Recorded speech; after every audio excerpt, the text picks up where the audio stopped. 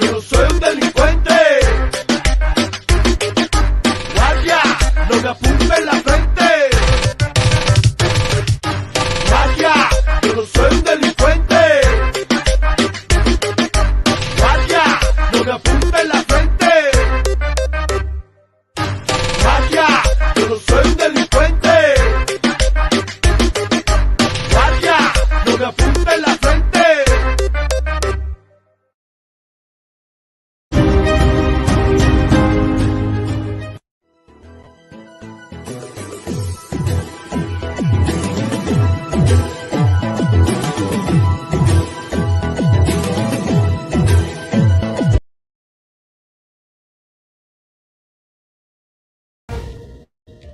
¿Cuál es la estrategia más efectiva para terminar con una dictadura sangrienta y establecer la democracia? ¿Una revolución violenta o la resistencia civil? El fracaso de la revolución sandinista que derrocó a la dictadura de Somoza en 1979 nos enseñó en carne propia a varias generaciones nicaragüenses cuál es el camino equivocado. Y desde abril de 2018, una mayoría política azul y blanco está empeñada en salir de una nueva dictadura a través de métodos pacíficos. La experiencia histórica mundial pareciera indicar que este es el camino correcto, pero no está exento de riesgos, de tropiezos y también de posibilidades de fracaso. Y para conocer más a fondo qué es la resistencia civil, cómo se organiza, de qué depende su éxito y también cuáles son las principales causas de sus fracasos, conversamos con la politóloga Erika Chenoweth, investigadora de la Universidad de Harvard, quien es una de las principales expertas en el debate internacional sobre este tema. La profesora Chenoweth es coautora con María Stephan del libro Why Civil Resistance Works, ¿por qué es exitosa la resistencia civil?, en el que compararon los resultados políticos de 200 intentos de revoluciones violentas y 100 campañas de resistencia no violenta en distintos países del mundo durante el siglo XX. Su conclusión, basada en la experiencia histórica empírica, es categórica a favor de la resistencia no violenta.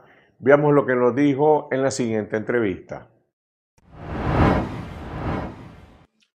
Profesora Chenoweth, su libro se basa en una investigación que compara los resultados políticos de las revoluciones violentas con los de movimientos de resistencia civil en muchos países.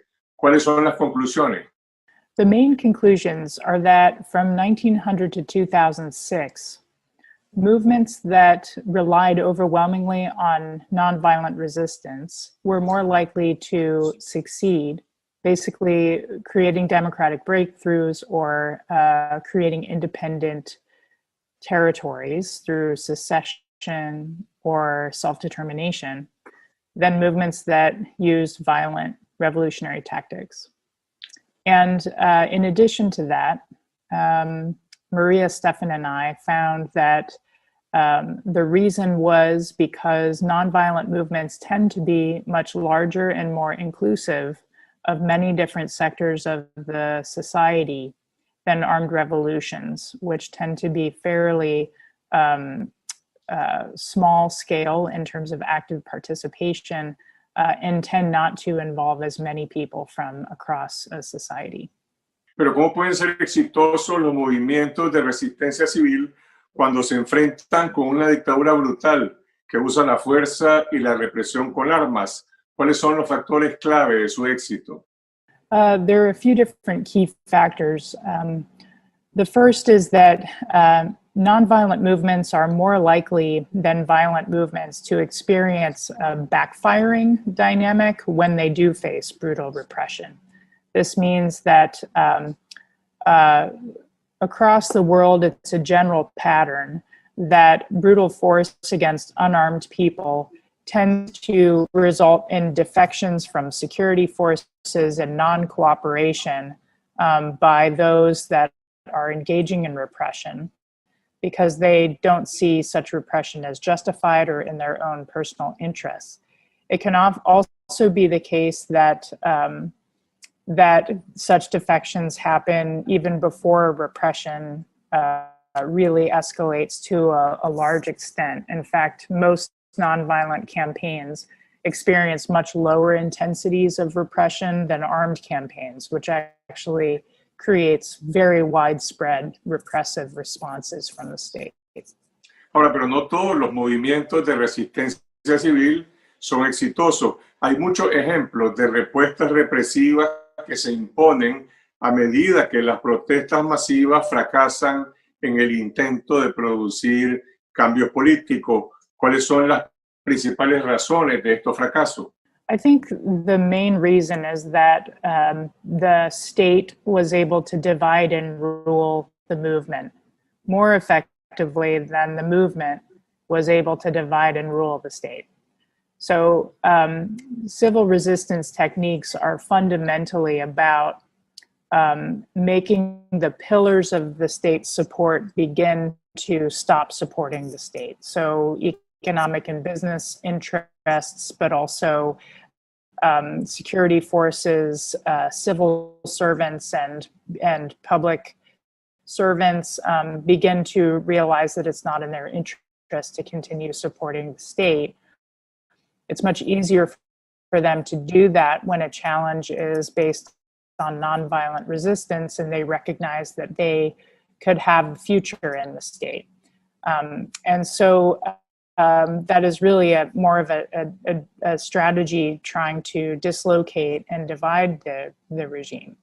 And so if the regime actually is better at doing that to the movement by dividing it across different kind of social cleavages, by infiltrating the movement, by provoking the movement into resorting to violence or some of the people within the movement, then the regime is much more likely to succeed in the end.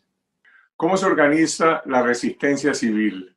¿En qué es diferente de la protesta, de un movimiento social en general o del pacifismo?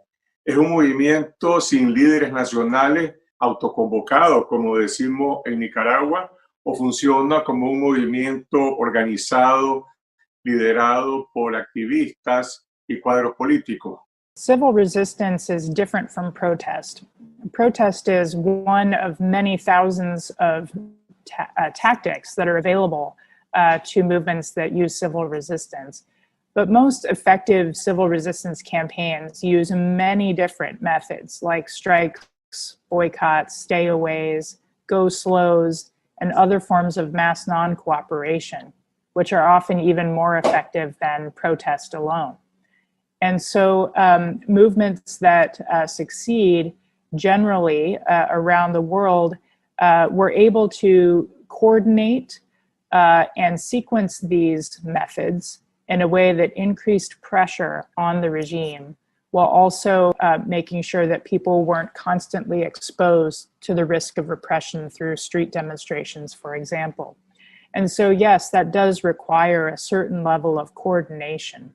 It doesn't necessarily require a single leader or charismatic leader or figurehead, but it does tend to require sort of boring, day-to-day political organizing, community organizing, coalition building, and coming up with a sort of united front, so to speak, that can cooperate and coordinate these types of methods over time.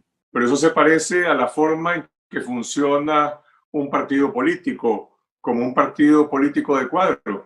It is somewhat similar to a political party, except that political parties are trying to contest power through institutions. For example, they're trying to build this coalition so that they can run for office through elections and essentially take power through constitutional means. Most civil resistance campaigns are, the ones that I study anyway, are operating in systems where such institutional channels are not available to any formal opposition party. And instead, most of these movements are using extra constitutional means in order to create and achieve power. And that doesn't mean that they're closed off to things like negotiation. In fact, many of the different campaigns in the data set that I'm talking about did hold a series of negotiations with members of the opponent regime. But it is to say that the movement has to, successful movements have kind of created a sense that the change they were bringing about was inevitable. And so it was only to the interests of those in the existing regime to participate in negotiations to find a peaceful long-term arrangement politically. Si el objetivo de la resistencia civil es derrocar a un régimen autoritario o promover reformas que faciliten una elección libre y competitiva, ¿cómo puede un movimiento de resistencia que no es un partido político y que no está legalmente registrado adaptarse a un proceso electoral?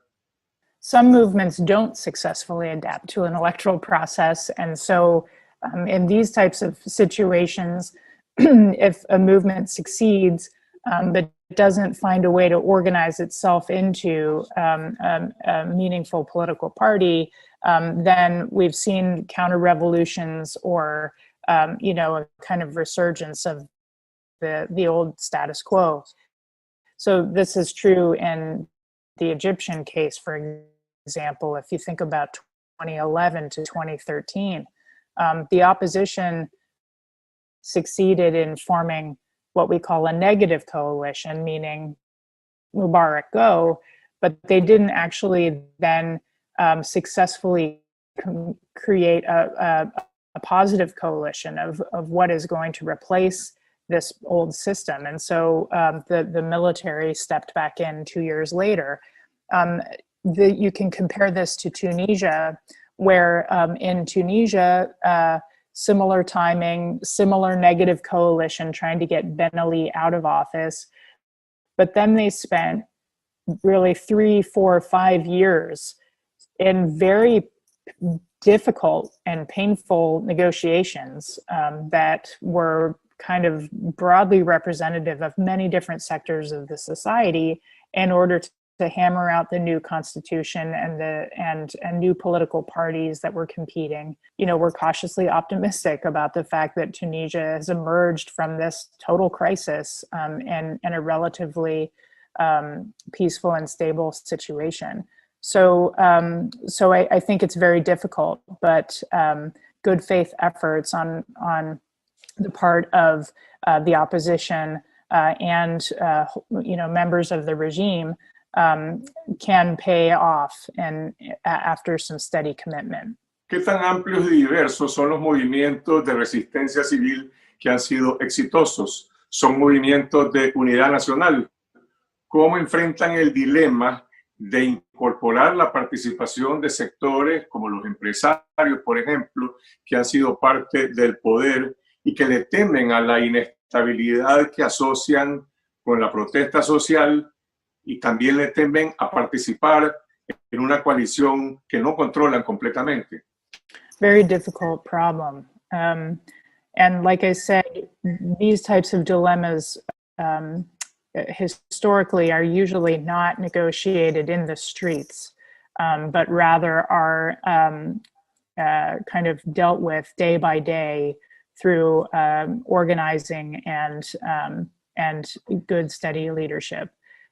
So there is always a problem with a diverse coalition becoming unwieldy and potentially becoming co-opted or hijacked by special interests. But this is not an unfamiliar problem. This is just true about all politics.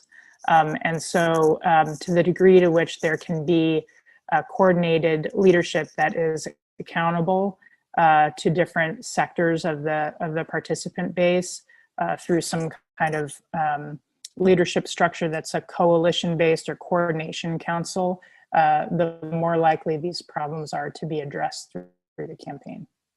En las distintas experiencias que he estudiado, ¿qué roles han jugado la tecnología y las redes sociales para conectar y organizar a los ciudadanos? ¿Puede el activismo digital compensar o sustituir la movilización social y política directa? I think there was a time when digital activism was compensating for the lack of material or physical organizing space. And that time passed about 10 or 15 years ago. Now I think social media is more or less a way to continually divide movements and to surveil them, to infiltrate them, to use misinformation against them, or at least to essentially segment information flows to where there are genuinely two different realities in a deeply divided country.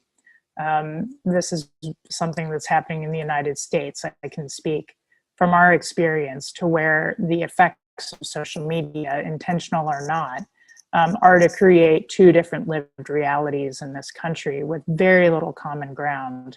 And that is not a good thing, either for democratic progress, for people's well-being, or for the prospects for effective organizing that can bridge these divides. ¿Cómo se adapta la resistencia civil frente a las distintas intensidades de la represión de las dictaduras? ¿Puede funcionar la resistencia civil frente a regímenes represivos que están dispuestos a utilizar la fuerza militar letal y de manera irrestricta en contra de civiles que están desarmados? About 90% of the cases of nonviolent resistance in my data set did face lethal repression and force from their opponents. About half of them succeeded in the end, even though there was this lethal repression. And sometimes the lethal repression is exactly what galvanized mass mobilization and support for these movements. The question is what are the alternatives? So, nobody would ever argue, especially myself, that civil resistance is a risk-free proposition. There are always threatening power usually results in some casualties. But the question is, compared to what? What are the other alternative methods of trying to seek social and political change?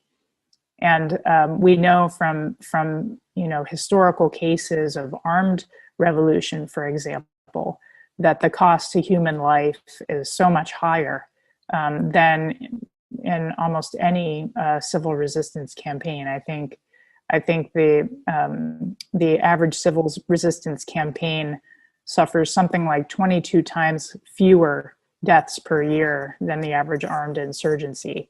And so, if a person thinks about it that way, then it's a less costly method, but not a costless method.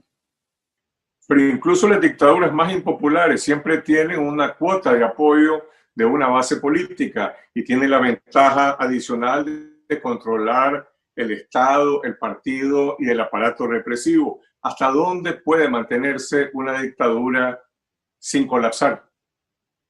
We don't know, and it's different in every case, depending on the type of dictatorship, depending on the level of loyalty that the particular leader has from various arms of the state and various other sectors of society that support the state.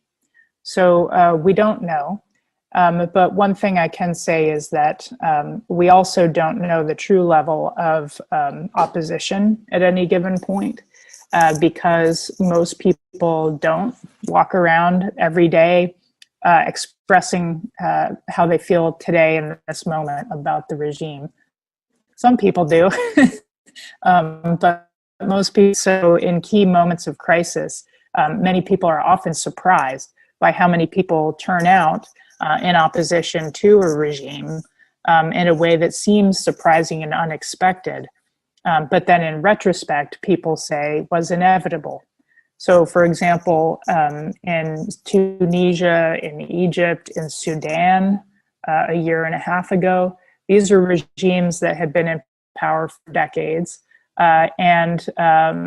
Sudan in particular was a regime that had been in power for 30 years and was led by someone who had committed genocide against part of the population, and among many other crimes.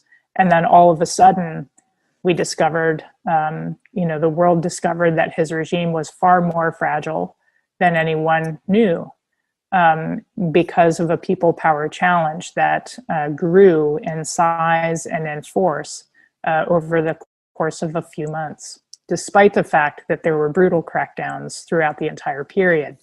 So the answer is we don't know, but there are reasons to not believe the lie that all regimes are immutable and permanent and invulnerable. Usted mencionó antes las distintas estrategias para debilitar a una dictadura desde adentro, pero ¿cómo se puede lograr esto cuando el régimen se siente amenazado por un proceso de cambio? ¿Cómo se llega a ese momento en que el ejército y la policía deciden que ya no pueden seguir reprimiendo? It's a good question, and it's hard to know exactly. Again, in each case, there are differences.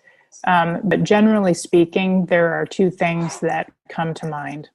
The first is a movement that grows in its size and in its diversity is more likely than to create situations where there are direct social connections between the participants and members of the police or military, and that those personal connections begin to matter, especially as they grow in number.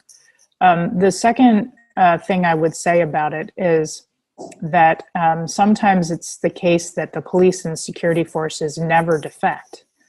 For one reason or another, they're simply too committed to the regime to ever defect. This was the case in South Africa during the anti-apartheid struggle, for example. The security forces were never going to defect to the Black townships. So instead, that movement, the anti-apartheid movement, focused pressure on economic and business elites in order to put pressure through them on the government to change. And in that context, that was really the fundamental pillar whose cooperation made the difference. So I think it depends on each place. Sometimes active confrontations with police and security forces is very dangerous and too risky, as it was in South Africa, and so it's unwise sort of for movements to focus on that pillar. Los regímenes autoritarios usualmente descalifican la resistencia civil como una conspiración financiada desde el exterior, desde Estados Unidos o desde la Unión Europea, y la llaman una especie de golpe suave. ¿Se puede importar o exportar la resistencia civil desde afuera? No, definitely not. Certainly there's evidence of cases where there was attempts to try to actively support nonviolent movements, and usually it backfires badly. Because basically it makes the movement unable to claim local roots and local legitimacy. But actually, these forms of support are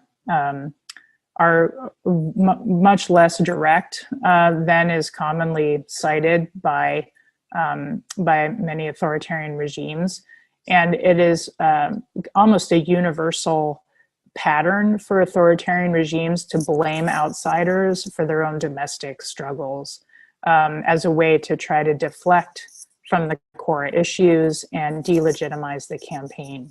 So the fact that it's a universal pattern, that it doesn't matter whether you're talking about Turkey, Russia, Venezuela, or Donald Trump, the fact that all of these leaders say that it's, outsiders who are the cause of their problems rather than their own kind of domestic conflicts shows that it's probably not a very credible claim. ¿Qué relación existe entre las protestas nacionales y la presión externa y las sanciones internacionales para aislar a una dictadura? Al menos en el caso de Venezuela y Nicaragua, pareciera que algunos sectores que están presionados por la represión esperarían una solución política proveniente del extranjero. Yeah, I don't think there's too much evidence to suggest that that first of all, there are international actors who are in a position to effectively do anything that would help a civil conflict. I think also there are strong reasons morally why international actors should not kind of posture themselves as imperialists trying to manage the affairs of other states. And that's especially true when it comes to the United States, which has overreached in this way so many times, causing much destruction and death, devastation as a result. And so civil resistance campaigns are fundamentally about domestic people power movements that are trying to help to solve real political problems that are affecting people's lives and livelihoods, and therefore should be managed largely internally, in my opinion. ¿Qué puede aprender el movimiento de resistencia civil de Nicaragua de los ejemplos de otros países, como por ejemplo Hong Kong, Líbano, Bolivia, Puerto Rico, más recientemente Bielorrusia, o de otros ejemplos históricos? We have hundreds and hundreds of examples from around the world of civil resistance movements that aren't very familiar because their stories haven't been told. And their stories haven't been told in part because people pay much less attention to episodes where people power movements use nonviolent methods to overturn unjust systems.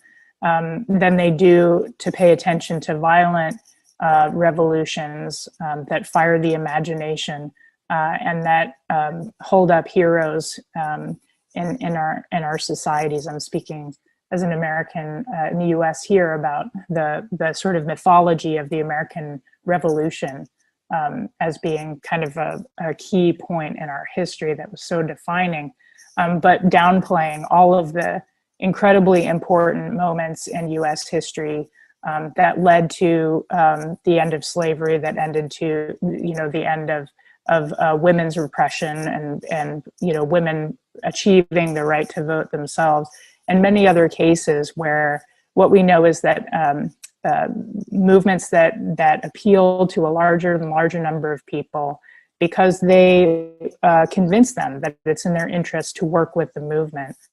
That rely on nonviolent methods, that stick to their own plan, even as repression escalates against them, and are able to coordinate a creative set of methods of nonviolent resistance tend to be more likely to succeed. That doesn't mean they always succeed, but very few progressive changes have ever happened without a civil resistance movement. En Nicaragua, más allá del estado policíaco en que vivimos, la pandemia del COVID-19 ha impuesto una restricción adicional para la movilización de los ciudadanos. Por un lado, el manejo negligente de la pandemia ha afectado la credibilidad del gobierno y el apoyo de sus propios seguidores. Pero por el otro lado, los movimientos de oposición no han logrado llenar ese vacío de poder. ¿Cómo pueden los movimientos de resistencia civil resolver ese estancamiento? And it's true in many places around the world right now. And I think that one of the most interesting things that's happened during this time is the innovation of new tactics that allow people to engage in various forms of socially distant or physically distant protest and resistance. So this includes many different types of car caravan protests or casserole protests when people are banging pots and pans inside their homes. It's a way to sort of help to build a sense of solidarity and unity during this time. And many movements around the world are indeed using this time to essentially regroup, strategize, come up with plans for what's next. The average nonviolent campaign takes about 3 years to run its course. And many movements around the world are not prepared for 3-year struggles when they start out. But moments like this, where things like active street protests aren't as available safely to people, can serve as an opportunity to regroup and re-engage and begin to build those relationships and coalitions that are so important later. Usted mencionó previamente que el éxito de los movimientos de resistencia civil puede o no estar relacionado con la existencia de líderes nacionales. ¿Cuáles son los roles que pueden jugar estos líderes? Well, leaders are important as communicators, both internally within the movement and externally with the public with whom they're trying to have a conversation. And so, the question is how a movement structures its leadership, and whether it is open to having what many feminist scholars called leaderful resistance, which is to say a number of people who are able to captivate the attention of the public and of the movement, and are accountable to that movement and how they behave and what they say. And that can really help a movement to navigate, or has helped movements to navigate different periods of stress and distress and repression in a way that's made them more effective in the long run. Eso es lo que dice la investigadora de la Universidad de Harvard, Enika Chenoweth, sobre el tema de mayor relevancia para debatir el futuro de Nicaragua. ¿Cuáles son las estrategias que debería emprender el movimiento azul y blanco de resistencia civil para debilitar al régimen Ortega Murillo, sumar fuerzas y desmantelar la dictadura para iniciar la reconstrucción democrática del país?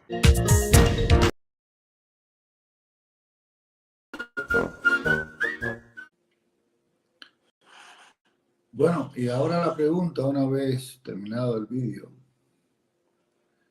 y visto los últimos años, vista los resultados en términos de oposición que ha conseguido la sociedad civil cubana, con sus proyectos y estrategias muchas veces desarrollados desde el exterior, y que ha traído como resultado pues el marco de indefensión y falta de todo tipo de libertades de la sociedad cubana en general, pero además de un castrocomunismo que cada vez se vuelve mucho más agresivo en su política represiva, llegando a alcanzar los espacios incluso virtuales, en regulaciones que lo que intentan siempre es mantener ese estado de indefensión de la propia sociedad civil cubana, y con ello la desconexión del pueblo cubano, su principal blanco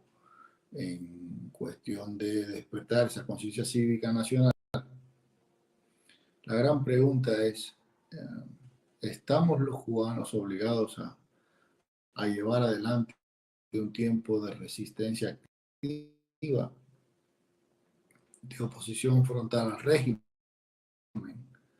y de boicot a las infraestructuras, a los espacios públicos, a los modos y medios de producción del régimen, para intentar, ya que tenemos ese estado real de indefensión del pueblo cubano en el que es imposible organizarse, es imposible plantear un marco abierto de enfrentamiento sin que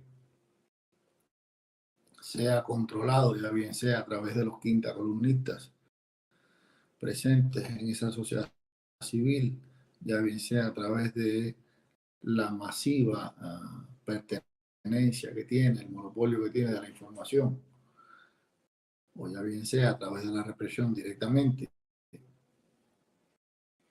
Va a ser posible plantear un marco de resistencia activa frontal que esa resistencia debe irse graduando y modulando desde crear esa cultura de resistencia activa como parte de esa lucha no violenta e introducir el boicot como estrategia para poder incidir en la viabilidad de un régimen y de un sistema al que si se le comienza a dañar a nivel industrial, a nivel agrícola, a nivel de los espacios públicos, a nivel donde el cubano silenciosamente y de una manera pertinaz, consecuente, consciente, dañe esas estructuras, dañe esas infraestructuras, dañe, en definitiva, al sistema.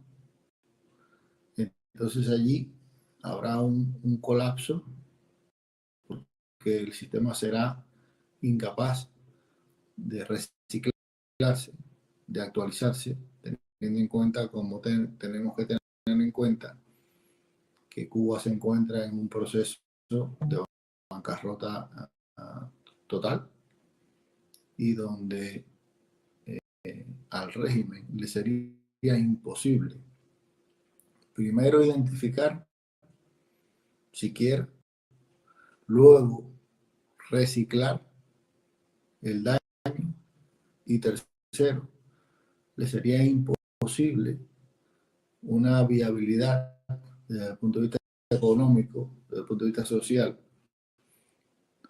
ya que en la misma medida en que se vaya la sociedad civil comprometiendo a esta resistencia activa, a esta resistencia y al boicot al régimen dentro de Cuba, el régimen va perdiendo su capacidad y su fuerza en esa relación Estado-ciudadanía. Si invertimos la dinámica de fuerzas y comienza a ser el pueblo el que a través del boicot activo, de la resistencia y del daño al régimen debilita al régimen, entonces el régimen tendría necesariamente y forzosamente que pasar a una posición defensiva, y ese sería el preludio del final, porque en la misma medida en que el ciudadano se empodera para hacer resistencia, para boicotear al régimen, está acortando el tiempo en el que llegue el día de esa verdadera resistencia popular expresada en las calles, una vez que se haya invertido la dinámica de fuerzas entre Estado y ciudadanos. Así que aquí la gran pregunta que tenemos que hacernos es si llegó el momento verdaderamente de un tiempo de resistencia, de un tiempo de boicot y de un tiempo de un enfrentamiento silencioso, callado pero efectivo, hacia un régimen que no da espacios ni a una sociedad civil, ni siquiera al pueblo cubano.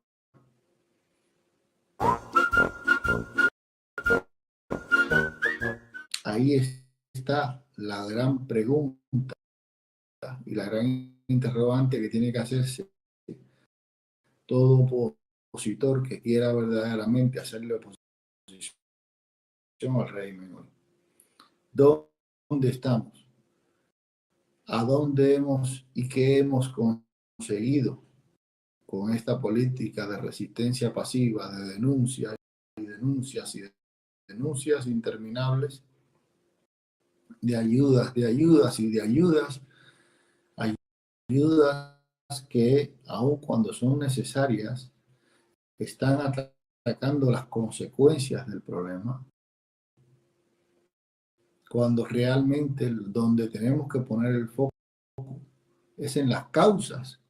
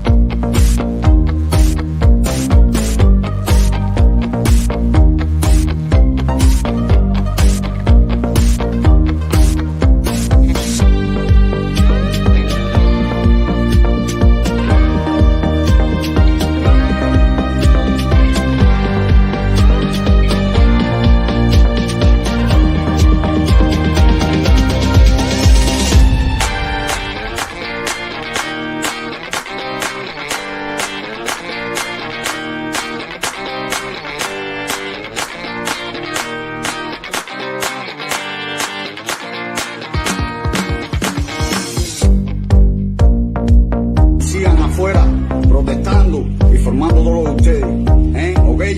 Demuestren que valió la pena. Ya vienen a tumbar la puerta, tú sabes.